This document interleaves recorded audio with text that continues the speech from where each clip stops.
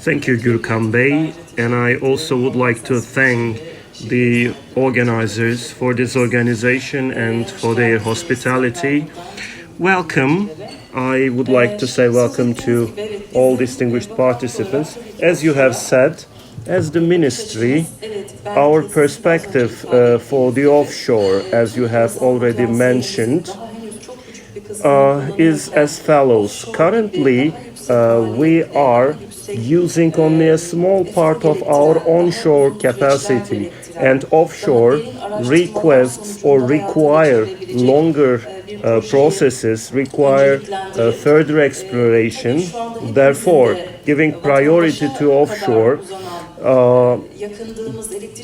currently it may have an impact on increasing the cost of electricity on the side of the citizens. We believe that offshore is not an urgent need today, but despite all of these, of course, we consider the developing trend and technologies in the world, and we always follow these trends. Even back in the year 2018, we made an initiative and we just made an announcement, made a call for a competition. We determined 3 sites and we declared it in our specification.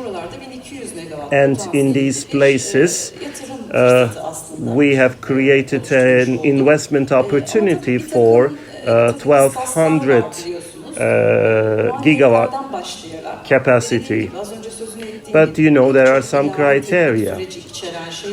There are lots of technical processes.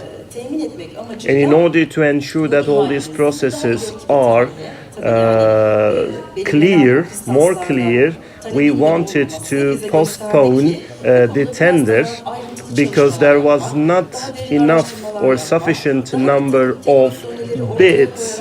We just wanted to make further studies. We wanted to include more information into the specification, and with the support of Turkish public opinion and with the support of Turkish private sector, we need to make more progress. But since 2018, of course, we didn't just sit down. After that competition, we started to conclude some cooperation agreements with some countries, one of which is the one we concluded with the Kingdom of Denmark. As I said, we started to make some cooperations. The spatial planning analysis in the sea, offshore methods analysis in the case of Denmark, analyzing the Danish experience, and also identification and definition of the framework conditions. We listened to their experience. We have received some reports from them, and we have compiled it. In Bozcaada, in Bandırma, and in Izmir, we have already identified the sites about which we wanted the feasibility studies, and we asked the relevant parties to conduct the studies. And currently, the second stage of this project is continuing. 5 million euro budget has already been allocated by the Kingdom of Denmark for this. Denmark implements a one-stop office model. We always dream, we always want to implement this in our country as well. Therefore, we make effort for this. We actually organized some workshops in order to listen to the example or the case of Denmark, their experience. We also conducted some seminars and workshops in order to listen to the experience of the private sector regarding offshore activities, and also we analyzed the examples of the competitions in Europe. And in our country, we also conducted a gap analysis in our regulation in our country, and this study had two expected outcomes. Actually, we were expecting this outcome, and they identified this: the one-stop office model, its necessity.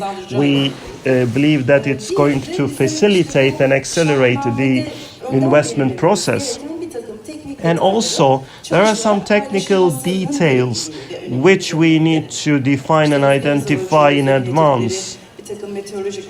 Some meteorological and oceanographic findings and infrastructure and compatibility of the ports. So we have had these two outputs out of this study.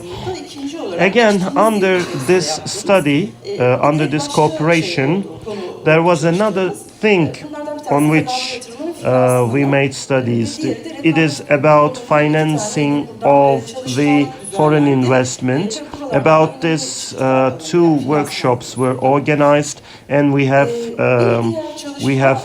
obtained some important findings out of this. In Europe and in Denmark, we wanted to understand the situation of the ports. We saw there were 7 ports in Europe regarding the offshore investments, and also we conducted the Çandarlı Ali Ağa ports compatibility for the investments for the offshore wind energy. We calculated the investment amounts, and we also conducted some studies regarding the localness of these investments. Approximately a $70 million budget should be allocated to make the Geyikli port suitable for offshore investments. And also, we wanted to create an offshore roadmap in cooperation with Denmark. And by the end of this year, by the end of 2022, they are going to complete this study. They will conduct a site analysis, and therefore, in all these topics, we have been cooperating with Denmark. There is another project we implement, and it is being implemented with World Bank. And it was a sector development program, under IPA.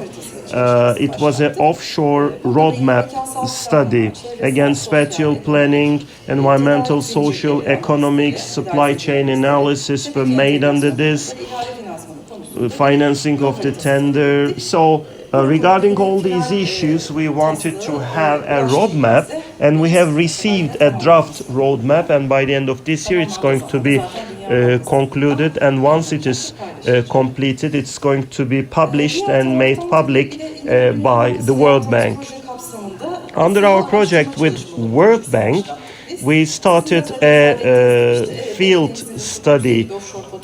Yes, in the Aegean Sea we have a high potential of wind energy offshore, but when you travel a couple of kilometers on the Aegean Sea, you go to Greece. So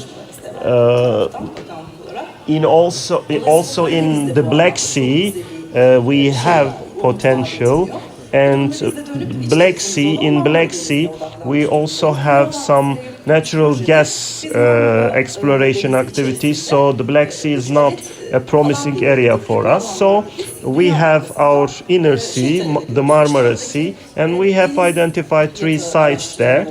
And we just requested World Bank to conduct the seabed study, make the measurements of the wind at those 3 spots, along with the geological field study. and it would be a feasibility report with some technical, social, and environmental content. And the World Bank is going to implement their own internal tender procedures, tender processes. So far, they have not identified the company who will implement this. Actually, it will take time because we will obtain the oceanographic data. We will conduct a study for the bed of the sea. Currently, the tender preparation is continuing. And with EBRD in 2020, we conducted a study to update the wind energy potential in our country. It has already been finalized. Yes, our wind energy potential, we know it is 48,000 megawatts, and 10,000 of it comes from the offshore. However, according to this new study, we figured out that we have a higher potential both on-site and offshore, and therefore we are taking the necessary steps. So offshore, will it not? So it's not correct on the side of the private sector to have an impression that there will not be any work on the offshore investments. No, this is not the case.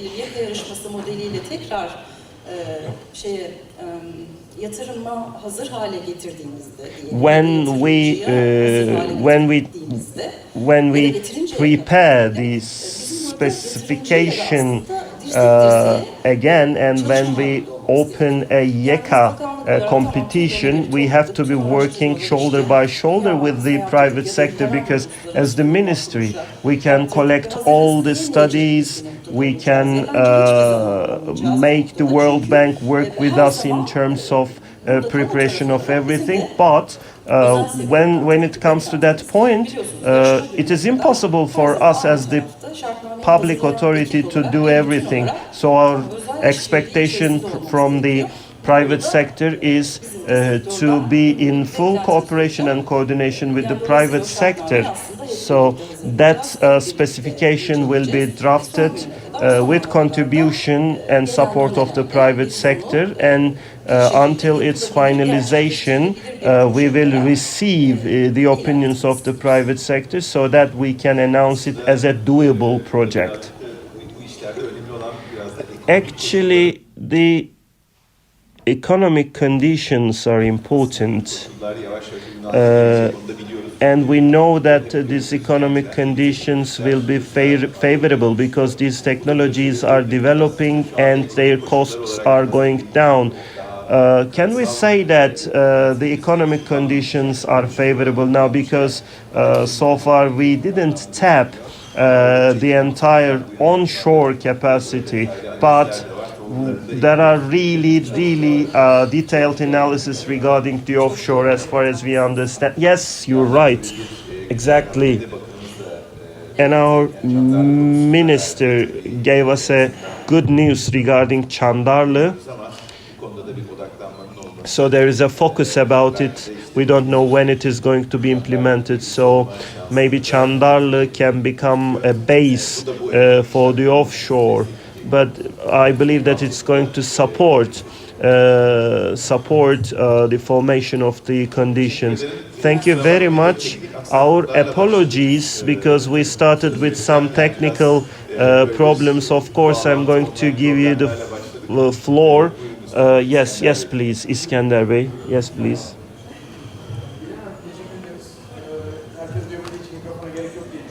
I believe we don't need a microphone because everyone hears me.